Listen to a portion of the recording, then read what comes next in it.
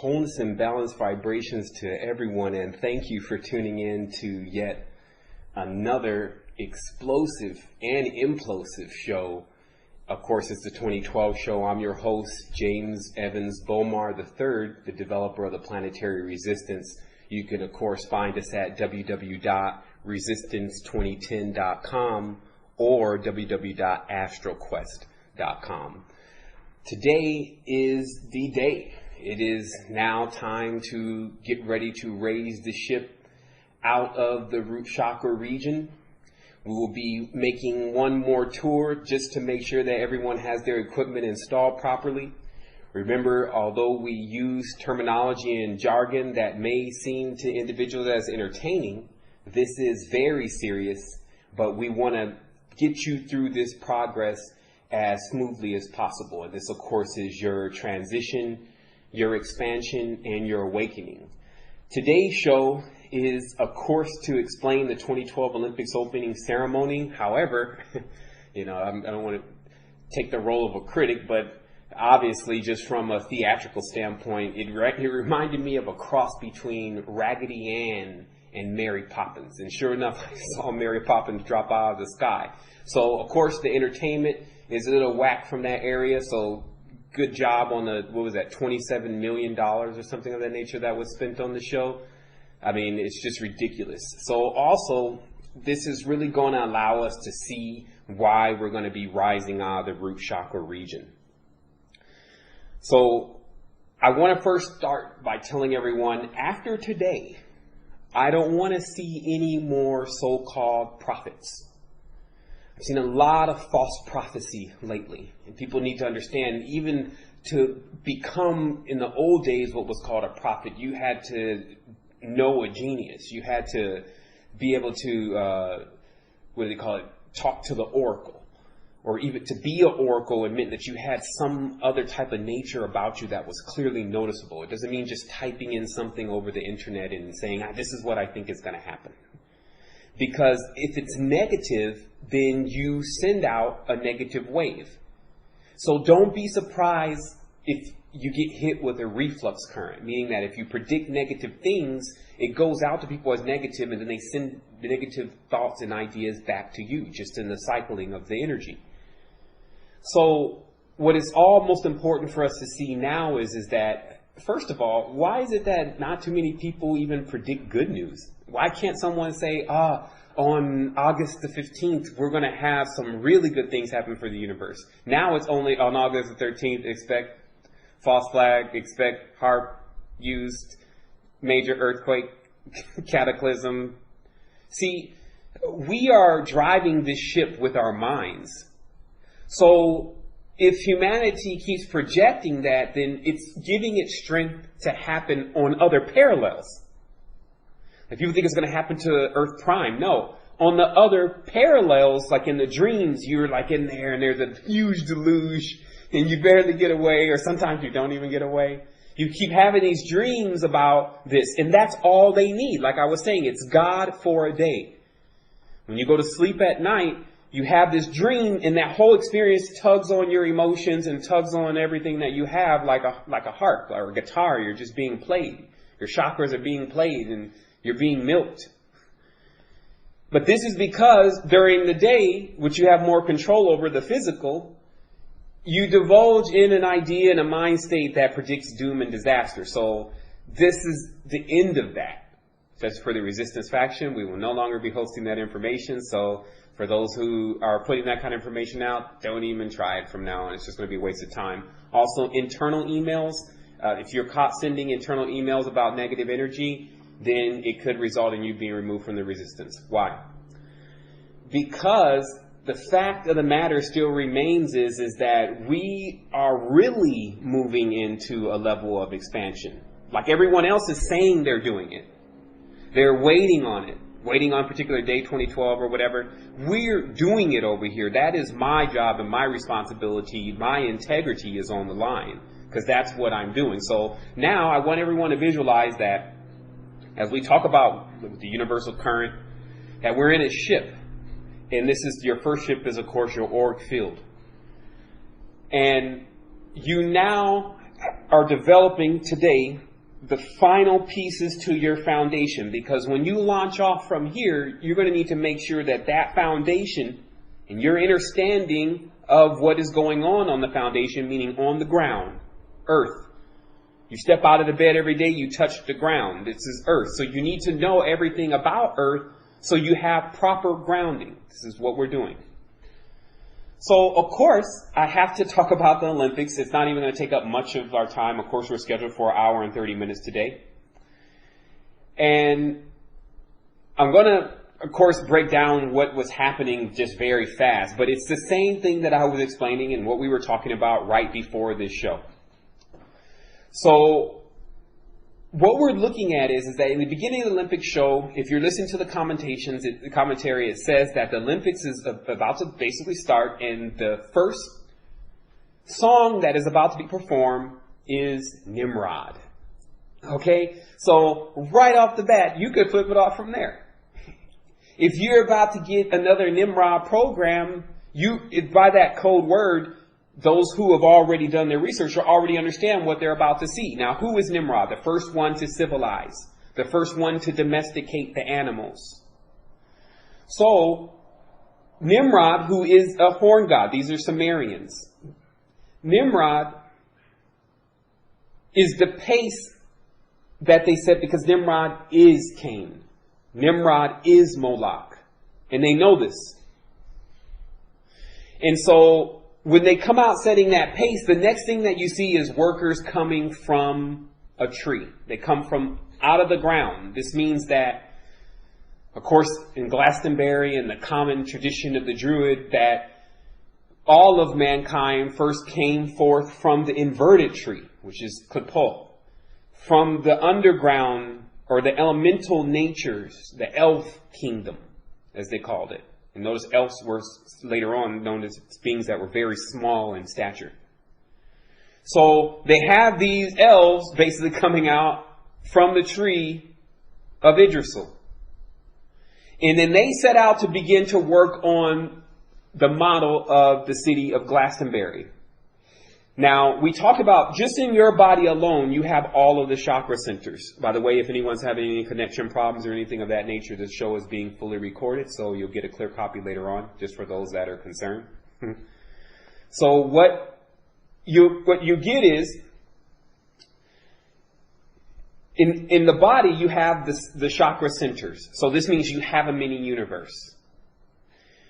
Now, out in your city, it also has the same layout. And this is, of course, why the Masons begin to put these churches and these different kind of buildings on top of the energy centers of your city. That's already been, the regions have already been cut out in the map. And what is literally happening is that on each level, you get just a redundification of the energy center. So what Glastonbury has is Glastonbury has a particular position for each one of the chakras of the world. It's what's called the Leviathan. The priests of Levi, who were working with the serpent energy, as Levi means the great serpent, they were already familiar with where the places were on earth that this energy came from, and how to channel that energy, and how to put that energy in their body and charge their bodies up, etc. And of course, to everyone, this appeared as if they were God, or at least in touch with God. Later on, this leads to why God became nature, but we'll get into that later on. So in Glastonbury, we watched the people in colonial clothing, meaning they've already been colonized, screwed basically. And they begin to build this city, but there's one individual that it's all centering around, which is the individual wearing a top hat. And of course, this is the symbol of the Illuminati. The top hat, of course, is the hat with the brim is Saturn. But in many cases, the Weishaupt and many of the gentlemen who started this version of the Illuminati started in the colonial times. So they were fond of the top hats, the petticoats, and the whole aristocracy, the glasses that you hold with your hand, and, you know, the cigarette cases that have all the embroidery all over it, and all of that. The fancy paper, the fancy lace, excess is what you're dealing with. So he's watching the whole thing be built, and everyone's building things and working hard. For what ultimately happens when it's complete is 5 rings, 5 circles, just 5 pentagrams drop out of the sky. And this is the whole story of the Lord of the Rings, by the way. The rings are pentagrams. And so these rings basically drop out of the sky in a way that appears to be binding everyone. Like, because they've worked on this, now they reap the rewards from it. You see what I mean? But what happens if people are working for something that the rewards of it are not so much of a reward? Let's basically say, what if you design a gun, and then the gun they use to kill everybody? Now, what happens to you? You can't be like, I didn't do it. I didn't. So the karma you get. So this is what is happening. They're showing the binding of the people when they drop the rings. So the next thing that happens is, then they stop the ceremony. Now I'm like, okay, good. This is Raggedy Ann and Andy is finally over. And the next thing that begins is they pan into the White House. But before they go in the White House, they start showing you children. To show you that this whole thing is really about the children now. Then they send James Bond in. Now, this is what starts to throw everyone off. Now everyone's like, oh yeah, James Bond, 007. Then all of a sudden all the Goldfingers, Octopussy, and all this stuff starts to go through their mind. Now they're distracted. But who is James Bond? And Michael Tsarian already told you guys, and he's right. Actually, it's spread across 2 books. Michael Tsarian bought it out for everyone, but there's an ancient book that talks about it. Actually, it's not so ancient. And what it is 007, it's not so ancient because it's only 2,000 years ago. 007 is the symbol for 2-ball cane. 2 balls and a cane. Now remember, a cane is also, when you have a cane in your hand, it's the shape of a hook or an L. Right? So there was something about the shape and the design that had a lot to do with what these, of course, we later on find out, fishers of men were up to, hooking souls. But this word, this symbol, 00, and what appears to be a 7, is the actual call tag for Moloch, 2-ball cane. And deeper than that, John Dee channeled through necromancy 2-ball cane into his body. Now, people are like, wait a minute, you're going too deep. Necromancy. Necromancy is raising a person from the dead, right? So then people think, this necromancy and this Goetian, it's very dark. Everyone knows it's very dark magic. However, what is it when Jesus comes back from the dead? How does Jesus raise Lazarus? If this story is true, since everyone believes it's true, I guess it's true now. 3, 4, 5, 600 million people believing in something. It's true enough on 3D. So, to raise an individual from the dead is necromancy. Now you get, again, that Jesus was really Apollonius of Tyana, the individual they're depicting now. We're not talking about the archonic or archetype figure of the sun god. Codes behind the sun god are bison, meaning the 2 suns. Bible, meaning the two bulls. The sons of the god descended in the forms of bulls when they reached into 3D, but we won't get into that now. We'll keep going with Olympics. So they're showing you the children. So John Dee comes in, or 2-ball king comes in, picks up the queen, and they take off in the 8-blade helicopter. Then she jumps from the sky, according to the, of course, the cinematography. She jumps from the sky, descending upon everyone like a bird. You just got to peep out what's going on. And when she enters, now what happens is that you get this whole ominence that now the project is complete. And she has now come to oversee what their reward is. And then out comes the children. Now, if people didn't understand, first of all, they come out with these children that appear to be sick. And I'm sure this is probably one of the stories, and someone's going to probably say later on at 7, that's a movie, and they were just redepicting a movie. But I'm just looking at the scene. It's good I don't have the pre-programming. And the scene is, they come out with a bunch of children, but the children don't have parents. Like, nobody notices that. The children have nurses. Now, the nurse is the symbol of the surrogate mother, meaning that the state is in charge of the child.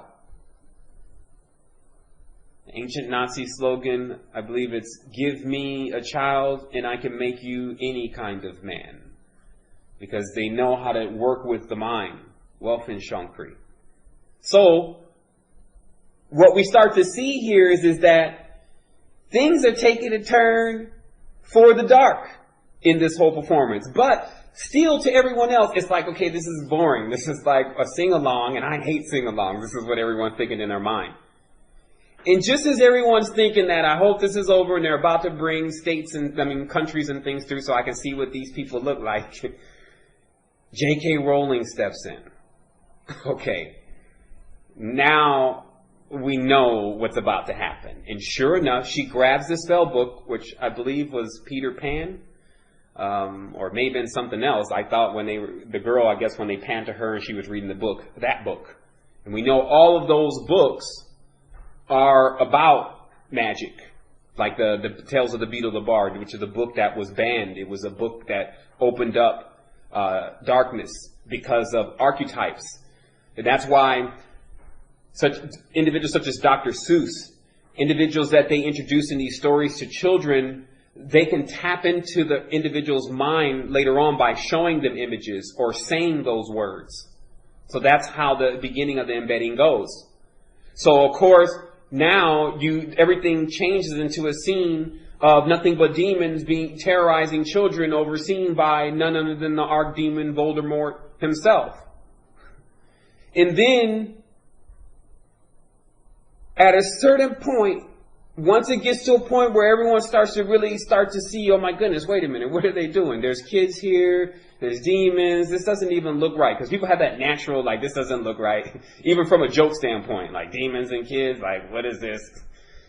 And then, Mr. Bean shows up. This is how they switch it off for the person. So they'll know what just happened. Mr. Bean shows up, typing on the piano one key forever, and then goes into a whole Mr. Bean scene. Now everyone has been neutralized. To show you again that the emphasis with the children, what appears then next? A huge baby. Okay? Now, that's all I have for really the Olympics, because that rolls into the rest of today's show. Because honestly, you're only seeing a continuous rendition of a ritual. The same ritual that is being played of, I'm in control, I'm going to control you when you come back. Because the children are us when we come back. Once you leave the planet, if you reincarnate back on the earth, you go right into your child, your closest biorhythm. Let me explain why. The ancients knew that their plight at first was immortality. They wanted to live forever. But they didn't leave it up to some other god and some other thing. They didn't have that kind of mentality. They solved it for themselves. That was why they created Earth. Because fertility or reproduction was the solution. And that's why it later on became known as God. Like, to live immortally with God, you only needed a vessel to do this in. So when the ancients that built this planet did what we call suffered physicality and passed away off the physical plane, they had children already remaining here that they went back into and lived again. And in many cases, they were fully conscious. From the time that the child even came out of the womb, was fully conscious of what it was. This is Earth. What do you say? 20 million people are using time now. 20 million years ago. I'm just talking about another segment of the timeline. In fact, another segment that is still running, where the beings were completely conscious of their entry and exit into this planet. And all of what we continuously bought here as we built this planet, with all the trees and all the different things that were working symbiotically, this became one great paradise within itself. You can only imagine if you had a chance to synthesize every tree in the forest in order to gain the experience and the knowledge of what that tree has and has been through and has seen in its connection throughout the entire universe, not just Earth, then you could see how you could spend aeons in instruction, in expansion, understanding more about yourself. So, let us start now with the American dollar. It says, "In God we trust." Who is this God they trust? It shows you right there. The God they trust is Moon-E. Money. Forget how it sounds and how, if it sounds weird when I pronounce it like that, just take the M-O-N in the beginning of it. And you see right off the bat, obviously these folks are in the same cycle as everyone else, dealing with the moon. So, when you go on from there, like their God is money, and somehow that relates to the moon, then you get the entire program, and I'm going to show you how. The language that we speak, English, which is English, is phonetics. Okay, now this word phonetics comes from the word Phoenician. And the Phoenicians also were the Canaanites. Just go to Google really quick. And their god was the horn god, because still they were doing the same thing. To them, the god was the money, basically, the energy. Back then, it was the bulls. How many cows and oxen you had, you notice how in the Olympic ceremony, although I didn't see many of them, there were animals, they were supposed to have animals in the ceremony. And this is because to them, this nature principle, which became God to them, this fertility, this multiplication, was all they worshipped. Now, if you look at it in history and you start looking into the indigenous cultures, all of the praising and the worshiping that was done was in order to keep the land fertile and to keep destructive forces from uprooting the people's sustenance. That's it. God, please preserve us from the one who wants to come and take everything. God, help us grow more food so the food is abundant so we can feed our children. God, you see? So, from that point, we now have to understand that these stages that we've been graduating through are no different than the scenarios that you will find taking place below your root chakra, in the netherworld, where you're under dominion by beings that, because they know more, it places them higher. So that's why on the recording I put in there, this is a war about information now and application. Because if you don't know anything and you think it's smart, you think it's okay, like it's, oh, don't worry, let it flow, then this is always going to allow them to have this level of dominion. It can stop at any point that you get in the know. Meaning you start researching this yourself. Because what happens is, because you have Kabbalah in your mind already, which is this English language, you don't know what it means, but you're already using it. You think in it. So now this misunderstanding of the language or Kabbalah leads to Babylon, which is Babel. Now, what is Babel? They say what a baby does. He's saying a bunch of stuff, but we don't know what he's saying. It's just babble. Okay. Babel is confusion. So, when they named the Tower of Babel, they named it based on what happened because of it. Not because of what they were worshiping or trying to worship inside of it. So let me expand this a little bit more for those that are wanting to understand this more. If you notice, hold on, let me close this door here.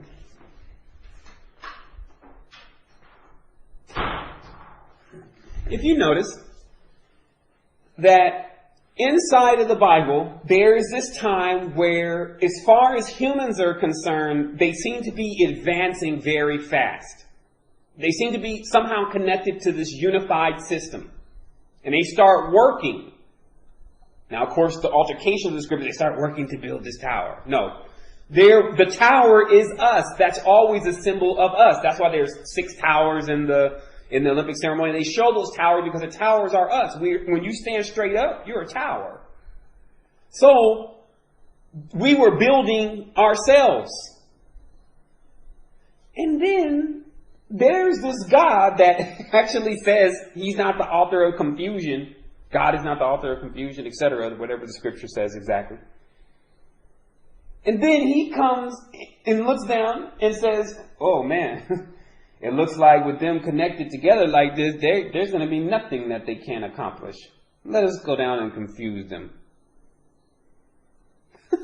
It's right there. That's why I said, flee from these people. Stay away from the individuals who cannot absorb anymore that act in itself is mutiny. How is a higher being going to go and oppress a lower being because the beings are connected? Okay, so let's keep going. So what happens is they say they went down and they confused their tongues. That's what is called Babel. And then no one could understand each other anymore, meaning that they weren't connected anymore after that.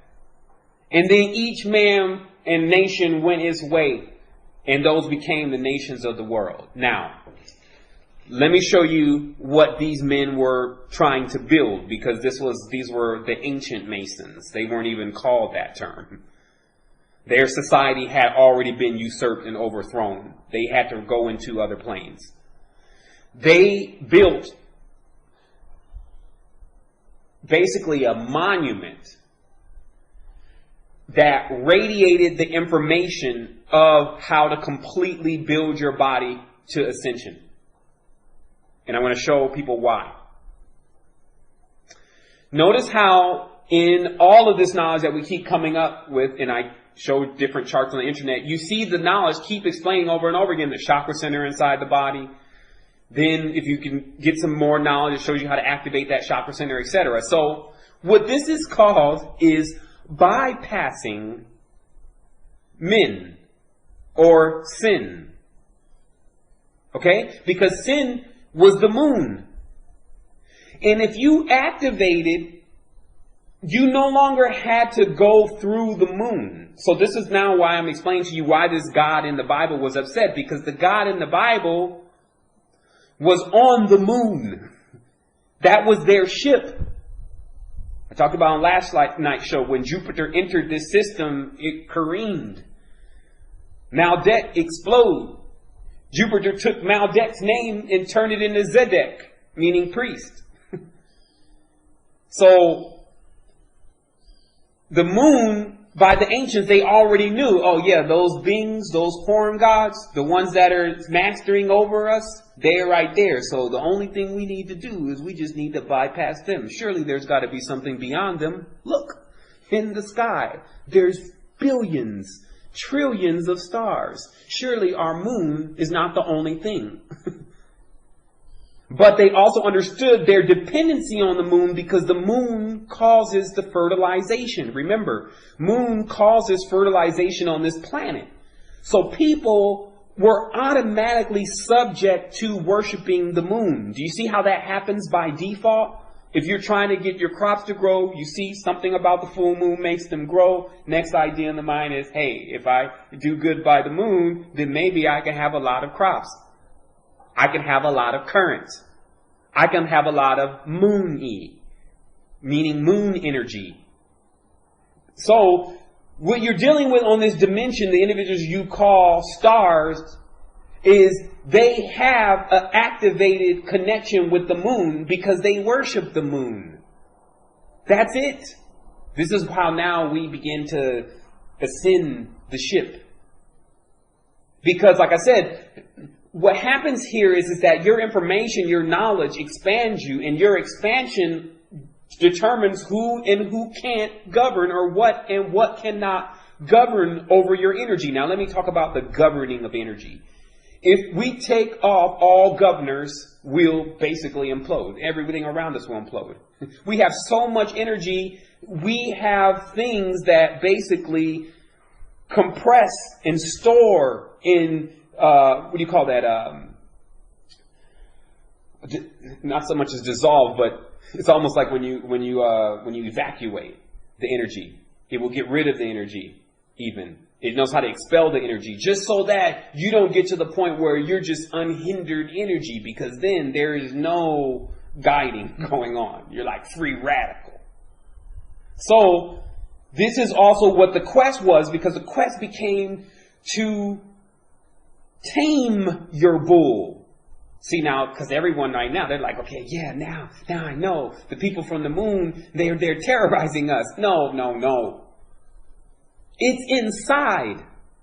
The 3D is just when we bought it out in the 3D, then it started to happen. People started acting into the roles, and even certain beings even started showing up into our subconscious and into the 3D that looked to be connected to our nightmares, such as Baphomet.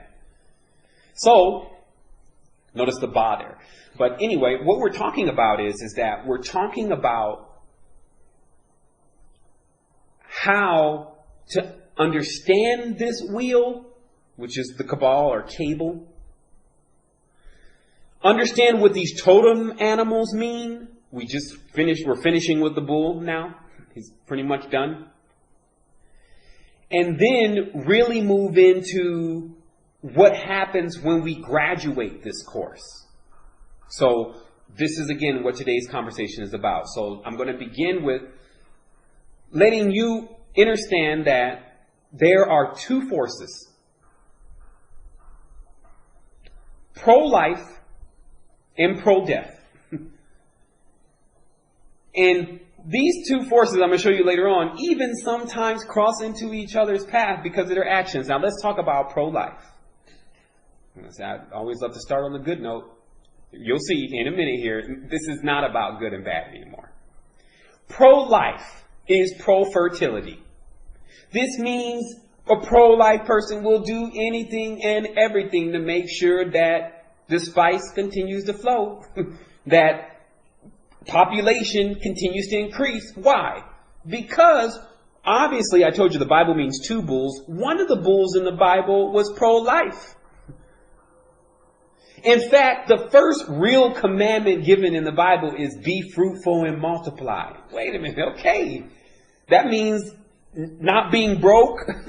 That means not waiting till later on to get your reward. That means all of that. So somehow, like I talked about last night, the third God, the Sun God, when he finally gets on the throne in the New Testament, if you've been convinced by those individuals that you don't need currency and need energy and need Kundalini, then that's again what is allowing him to be the Lord over you.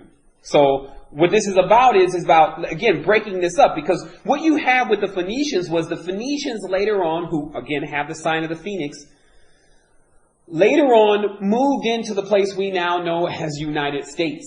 The founding fathers were Phoenicians. And so thus the Bohemian Grove situation, which is known about, the pentagram situation and Anton LaVey and him using it, and the American flag and them using it, and then Wiccans using it. Do you think that all these people are using it and there's nothing going on with it? Of course there's something going on with it. That is their symbol. They call it the plow sign, the abrak. It comes out again as the cornuto, which is when a person puts their finger into horns.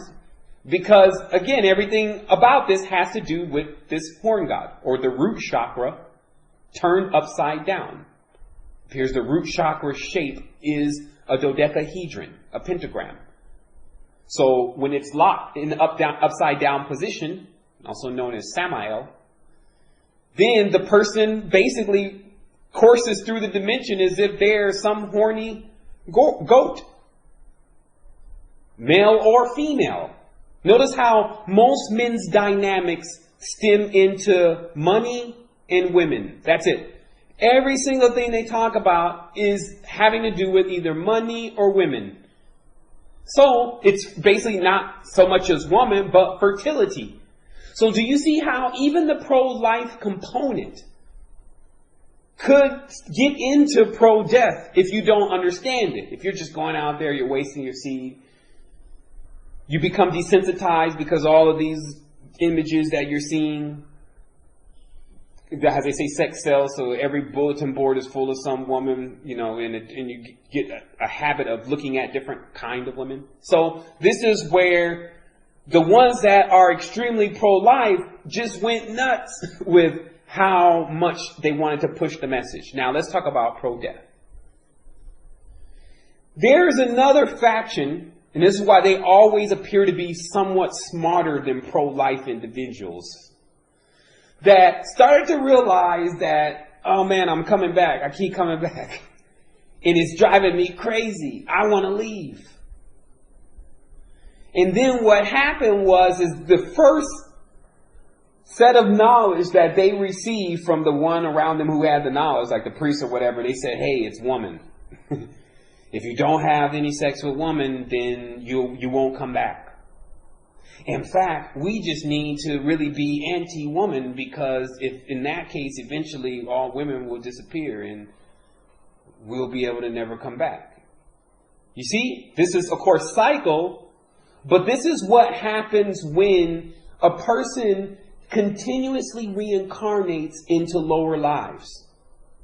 They still remain human, but each time they may even still remain wealthy, but each time they live a life where, you know, mom and dad dies, all sorts of things go wrong as a child, and then they end up becoming adults, and they're still carrying all of that. And then they're fully metamorphosized into some dark being, but on the third dimension. So even when they die, if they don't receive relief, they will come back again with the same thing.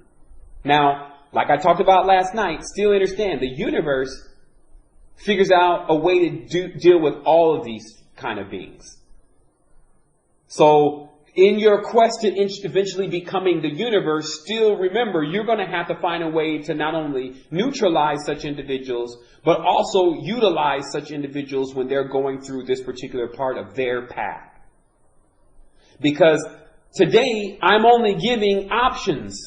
I'm not telling people necessarily what they should do. I want to show you exactly how expansive the dimensions are and the planes are to what you can do. But again, before I can do that, this foundation has to be straight. So some people say, well, I don't know. Sevan's been talking about horn gods for like the last 3 weeks. I wonder what's wrong with him. It's because once we take off, it won't be any landing for a while. And so thus we have to make sure, not only when we come back, that this launch pad is stable still, it can also take the landing of what we bring, but that it also can take the level of thrust that is necessary for us to take off from here. Meaning that, so you fully understand, as we start rising through these chakras, the entities and the attitudes and the emotions that I'm talking about. Because then you start to see, okay, well, yeah, it's obviously that would have been incorporated later on, or we would have felt like that later on, because before, when we were in the root chakra, this and that was occurring. So basically, you know Sat, as it's called. Sat is truth. This is what they say.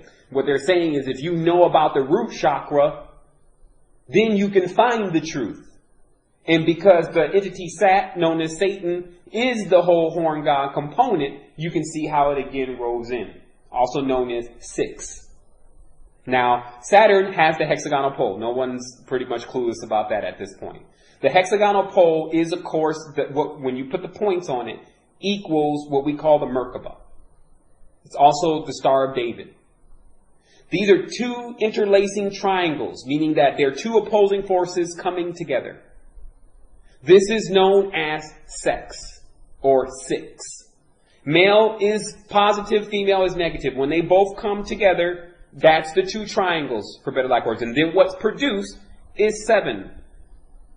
You see, but it's later on. It has to go through a gestation process. But what comes out of the point of this womb, or Merkaba, is the byproduct, basically. And we watch that. Another baby comes out, and it's got a soul in it. everything. Again, that was immortality to the ancients. So if you're looking for something beyond that, then you're going to need to figure something else out, by the way. And there, I'm sure, are other states of knowledge that even do it another kind of way. I believe that is also a part of this conversation. So let's keep going. Now, you can see how the regenerative principle, once again, is the measure for every nation. And this is why you find like every single nation seeming to, quote unquote, wander after the beast. Again, this beast is the horn god, is the symbolism. You should know this by now. So when they say that they are wandered after the beast, this means that they were concerned more about their fertility and prosperity and being able to take care of their citizens and expanding. So to them, nothing else really mattered, because the other thing was about the beast is it was attached to war. And this is where the Mars component comes in. In the root chakra, if you stay down there too long, you'll end up serving a purpose through conflict. That's what the whole pentagram thing is about. And so you can get scarred up in there. And this is why there's so much about the world that wants heroes, wants soldiers. Even in the church, they want the soldiers in the army of the Lord. They want the conflict because the M's, Moon, Mars, Mercury, those M planets are the ones, in this case Mars, that are involved in perpetuating this. Now, to understand all this and to understand all of this, you have to understand Mars would be like trombones and baritones in the symphony. Think about that. You have an ethereal state of consciousness that you could choose to reside in. However, to play, the universe has to play the whole symphony. It can't just say, hey, you know, only clarinets, only flutes here. It has to have that entire spectrum. So that's where that component comes in. Who feeds these animals in order for them to keep existing so that they can later on become apex superhumans? You see what I mean? Meat, ma'at, mate, the team, flocks, as they call. They flock together. So this is the procession. So like I said, anytime, it's really a procession. They call it a procession of the zodiac. Okay? So anytime you start looking like you're God and thinking, oh man, that's not supposed to happen. That's not supposed to be there. If you take that out, it'll be like taking out an entire layer of the reality. And then what you'll cause is basically like when you take a card out of a deck of a house of cards. It'll all fall. So understand that there is something else highly sentient that is interested in continuously playing this orchestra in harmony. Now, where you're at is you need to figure out, one, what is your tone? What is your tune? And then from there, you need to figure out, after your tune, how to play all instruments. Just so you have that knowledge. So, now, the pro-death component also, from the feminine side, is known as Lilith. Lilith is known as the mother of abortions. This is the symbolism of the owl. Because all of these entities always had a feminine component. You have Baal and Baalit. Allah and Alat. I do also want to correct something from last show, the previous show, 2012 show. I said that about Muhammad, that the woman he married was Fatima. Excuse me, the woman he married was Khadijah. I was just speeding through that, but I do know the entire story, and it doesn't change anything about what was said, but I did want to make that correction. But there's always the female component. So the female component to Samael, as you see in the sigil, is Lilith. Now, this is why the United States incorporated abortion. It's like a default sacrifice. No one thinks about it. We talked about it in the book a little bit, The Code of the Matrix. But it was pushed forward in some secret papers that deal with the topics not only of mysticism, but also politics. And it showed that, one, that the Valkyries that were used to win many of the wars were being substantiated, or the word I'm looking for is satiated, exactly, by the 9/11 mega ritual, where 3 towers dropped. Everyone forgets Building 7.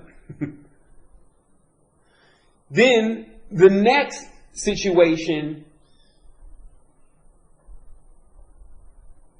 occurs with the paperwork, which was a long time ago, way before that, being put forward that this basically legalized and organized state of abortion could continue. So this is where the pro-death comes in at. Now, again, the pro-death individuals, and I have another recording on this, are so deluded that they don't even realize in the core of themselves they still wish to exist. Sometimes it comes to the core reason on why they're still doing this. They're like, okay, once I finish my mission here, then I can go and exist somewhere where it's free of this. This is in their dark minds. But they don't realize to exist again, you have to come through a hole. Okay? Now this is the symbolism of the hole, or the whore. This is the symbolism. Now when I say hole, I didn't say square hole, round hole, vesica hole. I didn't say anything of the shape of it. So notice how the word hole means, it doesn't mean a specific shape. It means just something to come through, a portal. So that is the pro-life principle, though. You see what I mean? That is the pro-life principle. The pro-life is responsible for creating ho. Now, before we demonize the word, especially in the English language, even though, of course, in the occult worlds they don't, they know that the whole is Horus. They know that the whole is indeed the whole. And that later on, it became known as the temple prostitute. This is later on when they corrupted it. But you see how the symbolism is still there, because what this would mean is a portal in which men could go into and exit somewhere else, if that's what the portal could really do. So do you see how the symbolism is still there? It's just when they do the next interpretation, which understanding that woman does have a portal. Baby comes right out of the portal. Then they use the woman as a symbolism. So depending on how the man or even the woman feels about what female really is and what the portal really is, it actually really does interpret their reincarnation. And this is also the secret to the root chakra. The abuse of the sexual nature and the idea of what a man thinks of a woman and what a woman thinks of a man ensures that the individual reincarnates, because really they think that about themselves. They reincarnate into a world that, once again, is not the perfect world that they keep dreaming about. Today is the beginning of explaining to you how to get to that world. It does exist. You can have it here. There's no delay. You're not waiting on 12, 2012, whatever. You're not waiting on no more 12s.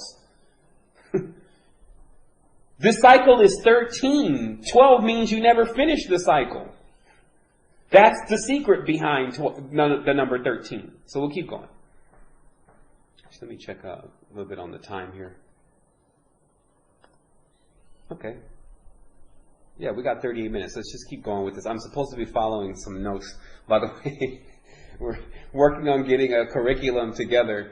And I did get some really good knowledge also about how well people are absorbing this information. And right now, how it's pretty much working is when a person kind of joins the networks and they don't know that much about this stuff, it is a little confusing.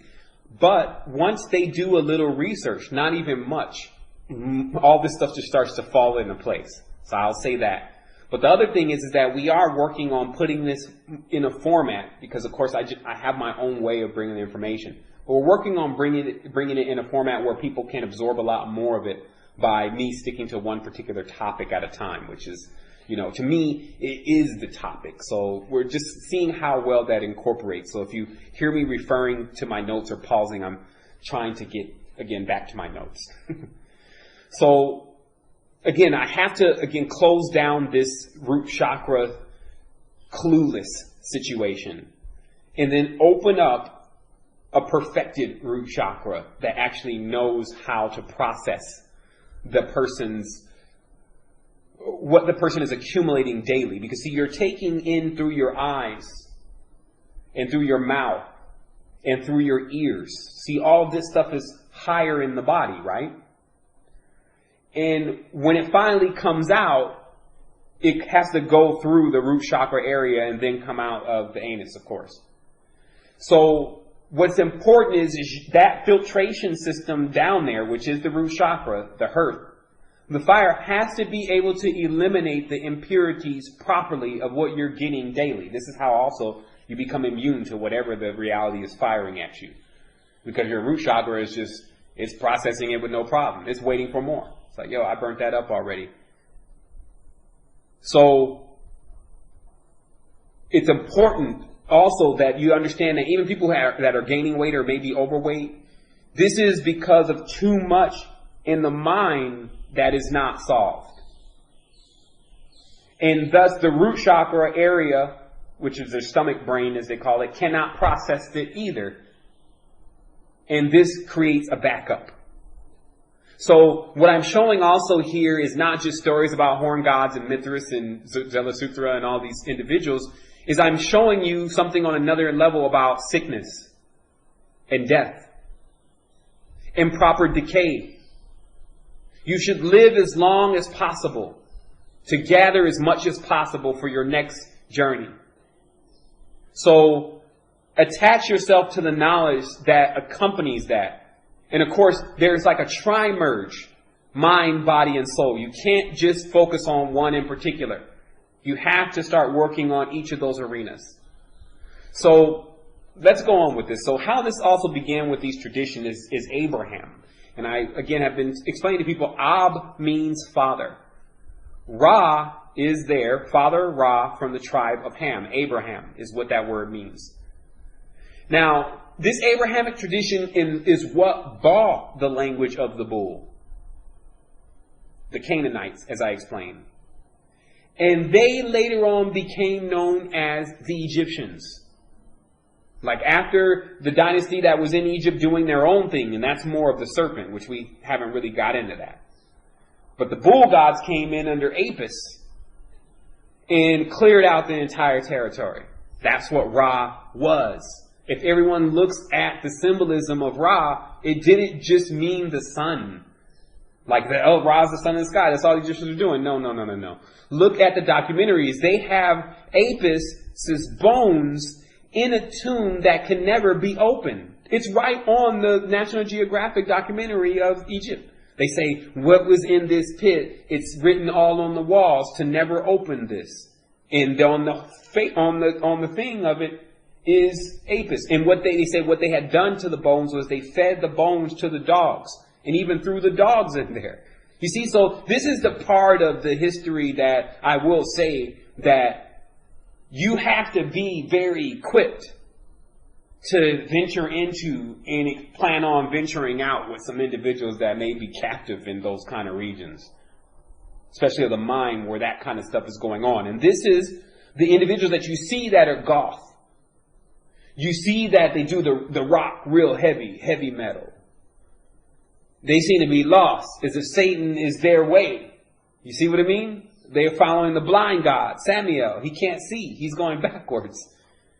So this is about how to even show those individuals. Because as the deeper books say, is they say that many individuals wander the tunnels. They call it the tunnels of Set. They haunt the tunnels of their own memories. And the only way that they can get out is if they see a light. And this appears to them as if they've seen a light in a dark tunnel and they follow it. What this is about is you bringing the information that solves it all. to show individuals that took it too serious or didn't take it serious enough. The real meaning of it. The meaning of it. And then the essence that comes behind knowing that. Not just, I don't know, maybe that's what's going on. You see how the New Age movement has everyone off in the air? Ariel Sharon and the rest of them showed up, took everyone off into spaceships in their minds, and has them not even paying attention to how the physical reality has everything to do with the spiritual reality. That's the move. The dream world becomes more important than the real world. Thus the real world suffers and dies. Its stewards are no longer there. So I found out, and this is again something that later on, maybe 2 years from now, people will be like, there it is. It's right there in the scientific papers, but he said it first. The pig, which was one of the closest animals to becoming human next. That's why in Judaism, it is forbidden to eat the pig. Because they saw it as a close relative. Not because they saw it as unclean. That's what the interpretation says. Because that was ham. And where this genetic modification itself came from, because remember now we have pigs, which are genetic modifications of a boar and an elephant. And you also have, again, genetic modifications such as the owl, which is the dolphin, I believe a vulture. You see what I mean? So this is later on. This is how when someone does, like Frankenstein, get into a lab and create this animal, and then once it becomes animate, the spirit also becomes animate. Meaning that there's a physical one there, little baby owl, but there's also a spirit owl somewhere now too. See, their knowledge, and this is why I was saying, because of this understanding of cymatics, because of the understanding of the tones and the vibration, their knowledge allows them to locate those spirits. This is why, do you think that these people are on the physical plane most of the time? No. This is why they always show the vampire inside of a coffin. A coffin is completely dark. It's so that the body is very sensitive to light, especially when it's dreaming. It alters the dream. So they lay in the casket, close the casket, and off to the astral plane. Off into everyone's sleep dream world, because everyone sleeps in dreams. At some point all around the world, someone sleeps. In fact, the sun makes sure of that. One part is dark, so you guys got to go to sleep. Good night. Okay, you guys, wake up. People don't see anymore what's going on, but they're about to. That's what this is all about. So, what's the solution? Because we're going to now get into the solutions since we have about 29 more minutes left in the call. What is the solution? The solution here is that first, you have to understand the technique of what I now call perfection is protection. And this is not about whether you're doing things right or wrong, or whether you broke the commandment yesterday. This is about inner wholeness. When you go into yourself, which is your sphere and your aura, when you go into self, are you comfortable there? Do you at least feel comfortable and safe there? If not, then all of the messages that we've been delivering in Resistance have been for you. And at this point, especially after today's show, you should rise forth from being uncomfortable within self. Because until that is done, you cannot affect the other physical spheres around you. Because this is how you'll see it. If inside of your sphere you're troubled, and there's situations going on, things that you need to even get rid of, habits or hobbits and problems that you've accumulated, look into your room. Everyone has pretty much their room in the house. And you'll see it there. There is some representation of it there. Then, if you go out into the rest of the house, you'll also see it there. Now, some people have to live with other people that they don't necessarily get along with all the time, so they have a conflict and a confrontation every time they walk out of their room. This is the next sphere. Then you'll notice in your city, or maybe even on your block, there's the same kind of activities going on. There's now another rendition of exactly what is going on either inside. Well, actually, again, it starts from the inside. It just keeps redundifying from there. So this is why this is your last move. All you have to do is work on the inside, and you'll hear this sound. It's almost like wah, wah, wah, wah, wah, wah, wah. It'll start metamorphosizing what's going on outside of you. But this is the part, again, because some people may have backed off entirely of these conversations, especially when, the bull gods and stuff talk about that. They just, I don't know. I don't see why this is important. Well, there it is again. No longer seeing it important to know exactly where you are and what's going on. They show the symbolism all the time. They're into it. It doesn't mean you have to be into it, but if they control everything that's going on around you, you're putting the money in your hand. You fertilize even. Most people on this line do have some type of sexual encounter from time to time, or sexual encounter from time to time. So you are just as involved. But notice I didn't put on that you're involved so you'll suffer. You see, this is where people need to really, really get over it. Let's start understanding it, understanding it, and then moving to the next center. And then start servicing our centers. And that's why service to people is service to self. All is self. When you practice this method of perfecting spheres, how this works is that people on the outside of you. Now notice the way you'll have to begin though is because right now there's already people docked on your planet. Meaning as your physical body is a planet, there are already people that are have landed on your heart. So thus, anytime something occurs where they upset you, oh man, your frequency is all off. And this is what I mentioned in the Ascension Techniques section, for those that didn't hear that.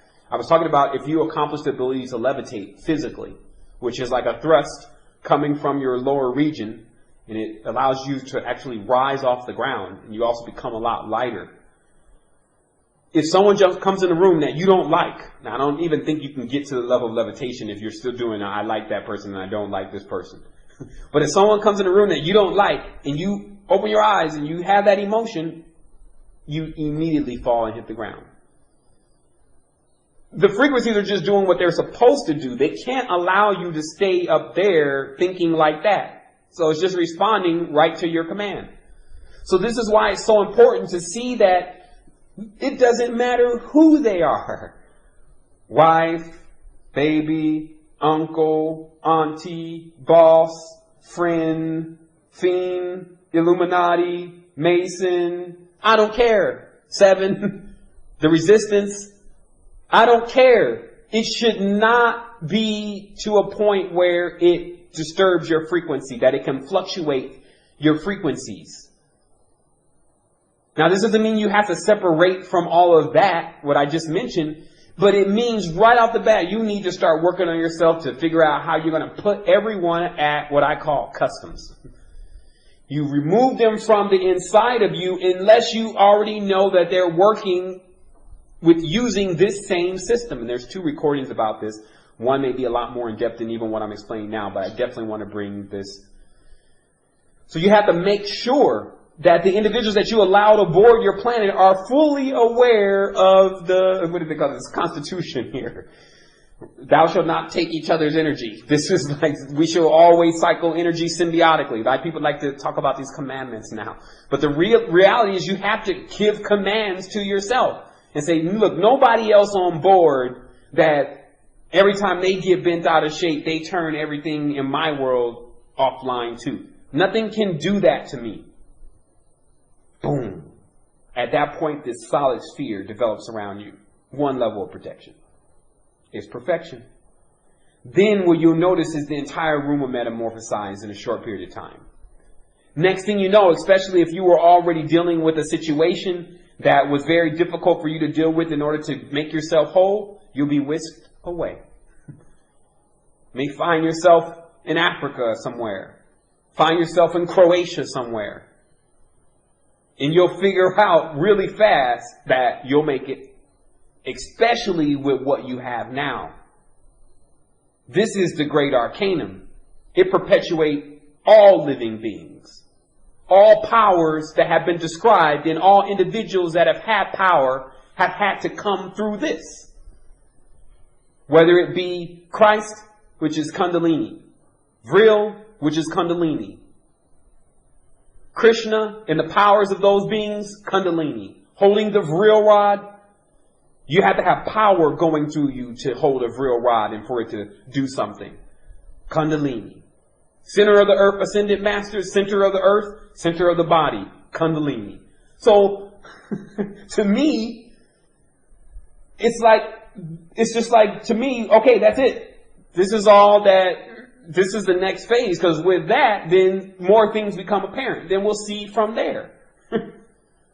I have to go to a higher mountain to look from there in order for me to see what's next. I already understand what is in front of me and also what is below me. This is the other thing. Your foundation you need to know about, because you have to know about everything beneath you. So, let us finish this by, actually, 21 more minutes. Let me, we can take some calls here in a minute, but let me go ahead and refer back to my notes.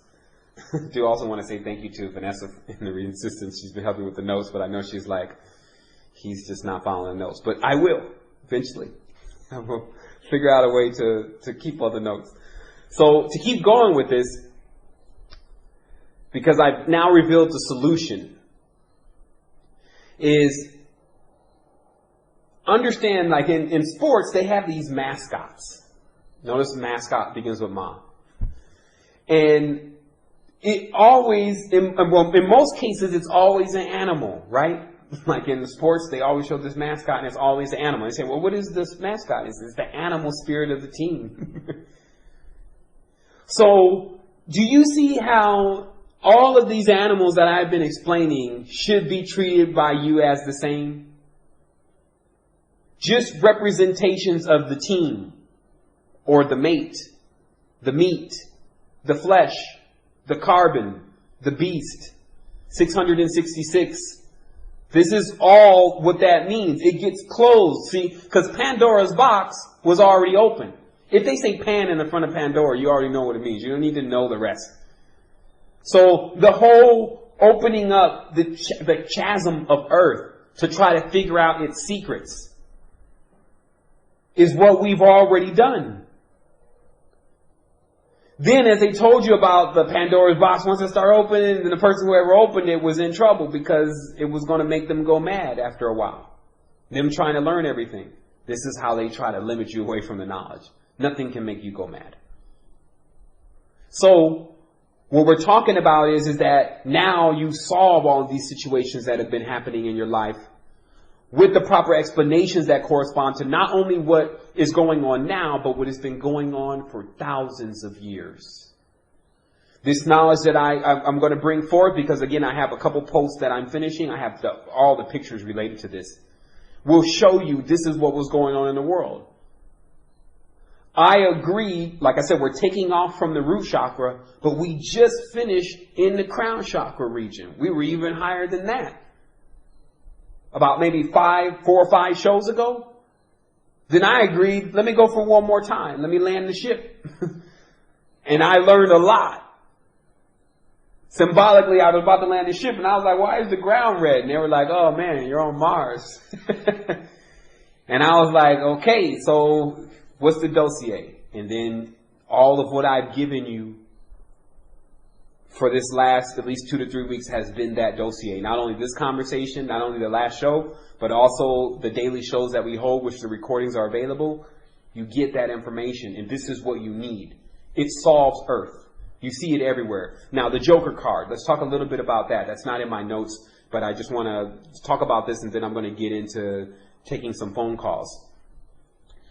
The Joker card also known as the Jack, is what recently you saw was played again with the whole Colorado situation. The guy is even watching the Batman, then he comes out as the Joker.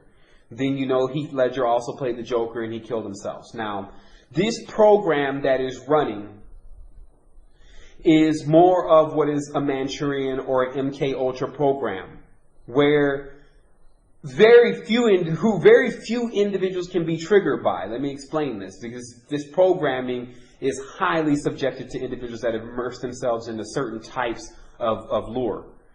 And most of these individuals have always been dealing with psychotic problems, and then it just happened to become a part of them. But what it really is saying with this whole thing is that to be a fool, which is the first card of the deck, it's not even a number. To be a joker puts you in a position where you can get played. People need to understand this. If you don't know the arcanum, which is basically the arc, know about this whole root chakra situation with Earth and its surface, then you remain in a system where you think that you know what's going on. Notice how they show the Joker in most cards is dancing on top of the earth, throwing cards. He thinks he knows what's going on, but in reality, he doesn't. This is even something that I had to accept in myself 8-9 years ago. Thinking I knew what was going on. Doing well in the world. Having everything the world says that you can have that equates to success. But that's according to their definition of success. Right now, I'm trying to explain to cats that I'm going to the astral plane tonight. They're still trying to figure out how to open up clubs on the physical plane. You see what I mean? It's a difference in thinking and vibration. But what I do also say to myself and challenge myself anytime I'm especially in those situations is I wonder if I can work alchemy. If I can take his mind from thinking in a base way all the way to the highest states of his or her true potential. So let's take some calls. If you want to call in, you can do so. The number is area code 347-996-5688. That's 347-996-5688. If you have any questions to ask me, it's probably a good time to call in now. Like I said, after this show, we'll definitely be rising to the next chakra. I've been looking at it, and I see right off the bat that the information that is going to be available about our next chakra really, really ties into what we're dealing with now, but it does bring us one step above this, just to understand, again, our generative principle for what it really is, rather than its byproduct. And it's interesting because I've actually gone through all of my notes. So let me just see here really quickly if I've missed something. And then we're going to go ahead and take a brief break here. And then when we come back, we're going to go ahead and take some calls. I see some people calling in. So everyone just hold on for a brief moment, and then we'll be right forward, as I always say.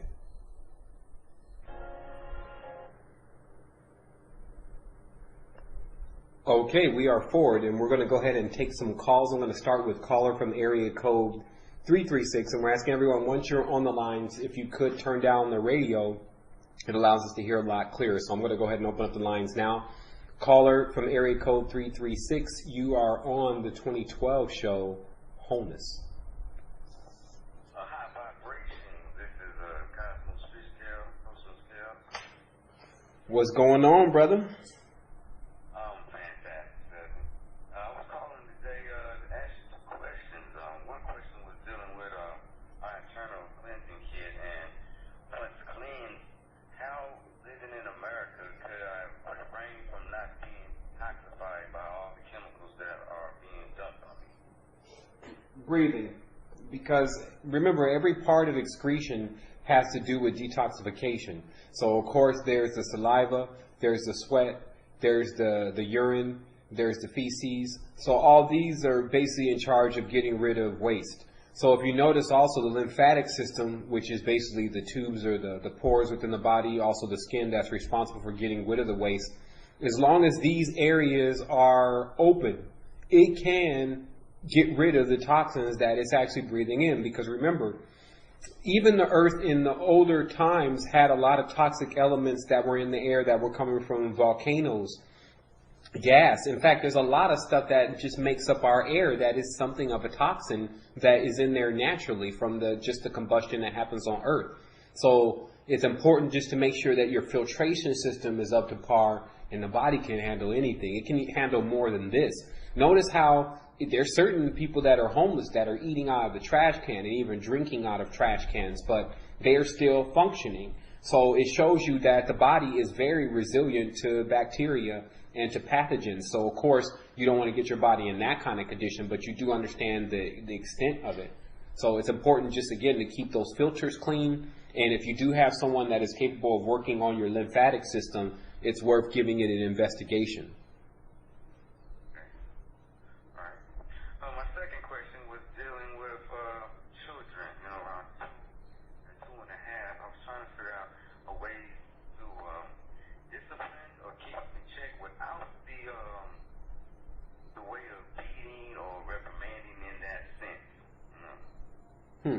Well, what could be done to keep the child at its purest and running cohesive with self?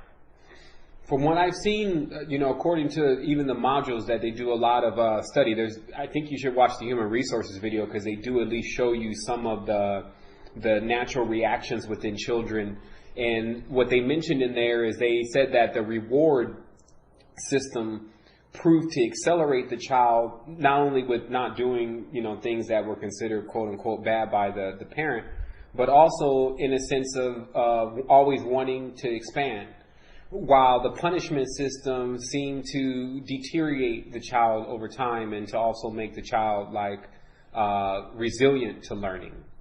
So that's the key right there. If you can incorporate a really good reward system that, of course, makes sense. It doesn't mean that every time they do something good, you give them something. Look more deeper into, what the reward systems really consist of. But that way of instructing the child keeps them on a default of not doing anything that they instinctually know is not what they're supposed to be doing.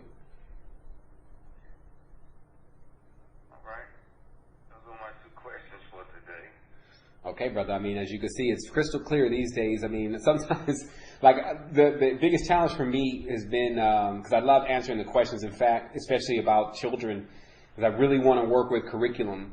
And I'm just waiting for my time. Like I said, with everything, with what's going on with me, I'm not telling everyone else, what they need to do. But with what's going on with me, I've already been up there and then back down. And then up there and then back down. And so I'm seeing the strength that we accumulate. I figured out that what the rings of Saturn actually are. Actually, I mentioned this in the Code of the Matrix about the rings of Saturn being the planets that were in this system, and debris and asteroids and all sorts of stuff from planets that were in this system that have been certain parts of them at least have been broken down into dust. And Saturn accumulates all this stuff into what appears to look like to us like rings, but they're not solid. They're just tons of little particles. So I got to thinking,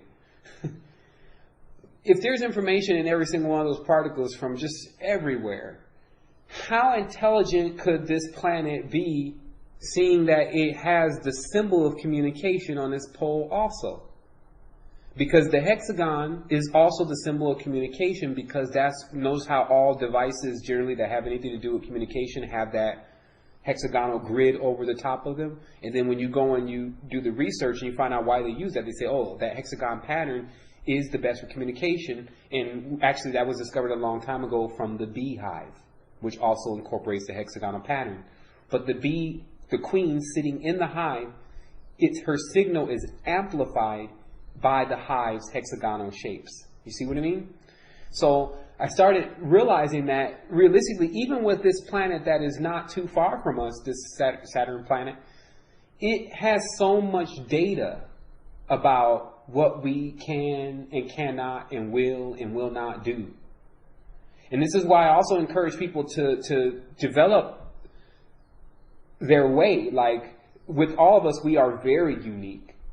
And when taking in this information, it just is a part of your foundation.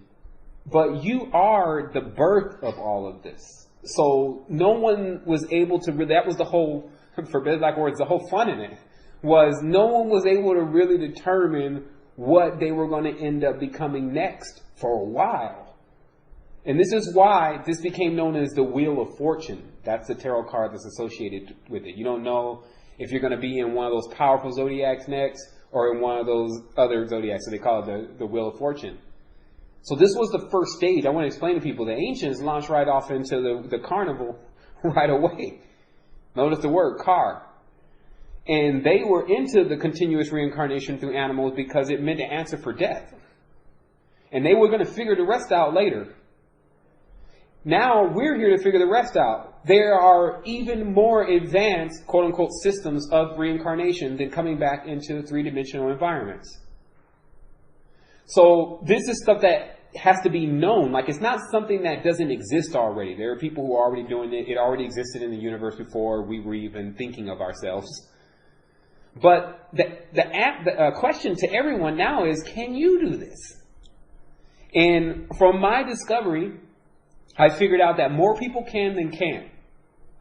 And then the ones who absolutely cannot, because of some deformity in which they may be experiencing from the mind, body, or soul, the apex of our species is capable of healing them by touch.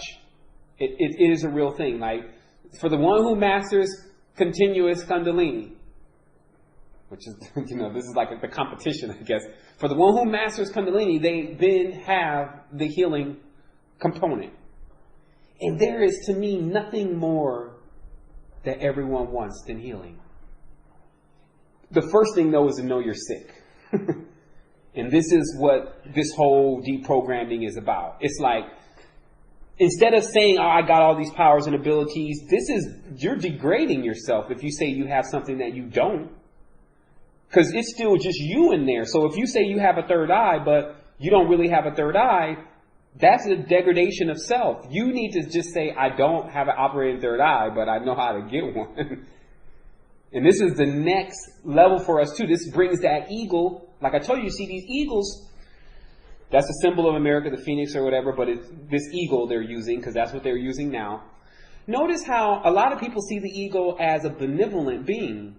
But it's the eagle always swooping down and grabbing up small mammals and eating them. The eagle doesn't eat insects and fruit. So still understand the symbolics. A serpent or a viper on the ground is the same as the eagle in the air. Like on the movie Rango, he said, you get rid of that bird, that snake gonna come. So this is the next level again for our expansion, is to really realize this. And this is really going to be the only call that I'm going to take. We're going to end this exactly at 1 hour and 30 minutes today. 90 seconds.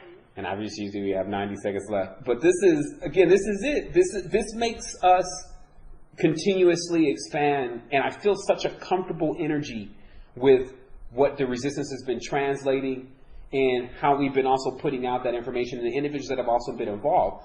I also personally want to say, since this is the end of the call, of course, thank you for calling in, Mr. Cosmos. Also to everyone else that is involved with the network, thank you. This has been an ultimate lesson even for me to understand that the more you give, if you can put yourself on that pole somehow and stop always wanting to receive, the actual more you give of real things, truth. We're not talking about the church concept. We're talking about the truth, things that are really of value, knowledge, taking the time out to put it in a way and apply it. The universe is who's doing the books. It's not been man and the lords and the horn gods and all of them who are responsible for, you see what I mean? We're responsible for paying you, in so many words, for making sure that energy gets back to you. When you do things of the higher intellect associated with the eyes, the ears, the mouth, and you put that out there in that way in truth, then you will receive that back. Press down, as they say, press down and runneth over. So thank you again for calling in. Wholeness and balanced vibration to everyone. This is the resistance.